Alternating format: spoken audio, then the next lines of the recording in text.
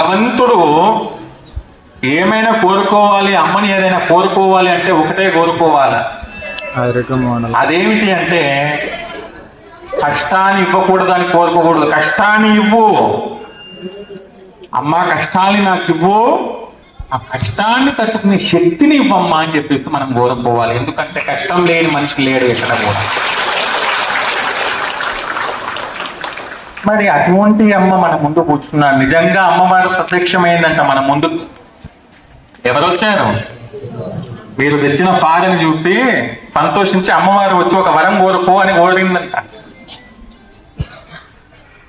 ముందుకు వచ్చి ఏం వరం కావాలో కోరుకో అమ్మ అంటే మా అమ్మగారు అంటున్నారు, నువ్వు నాకు దర్శనం ఇచ్చినావు కదమ్మా, నాకే దర్శనం ఇచ్చినావా ఇంకెవరికన్నా దర్శనం ఇచ్చినావా అని అడిగిందంట.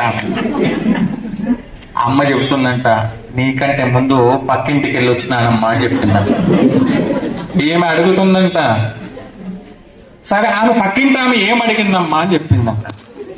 అప్పుడు అమ్మవారు చెప్తుంది, నువ్వు ఏం అడుగుతావో దానికి రెట్టింపు ఇవ్వమని అడిగింది అని చెప్పింది. అప్పుడు ఏమడుగుతుంది ఈమె? అదే ఇదేదో బాగుంది, నేను ఏది అడిగినా కూడా ఆమెకు రెట్టింపు కావాలని అడిగింది కదా, నాకు ఒక కన్ను తీసేయమ్మా అని చెప్పింది. అంటే పక్కింటి ఆమెకి ఏం కావాలా? 2 కన్నులు పోవాలి.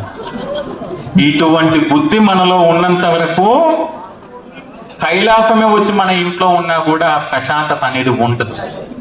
కాబట్టి ఎప్పుడే కానీ పక్కవాడిది కావాలి, మనం మాత్రమే బాగుండాలనేటువంటి ధోరణి ఎప్పుడైతే మనకు తొలగిపోతుందో అప్పుడే అమ్మవారు మనల్ని అనుగ్రహిస్తూ ఉంది.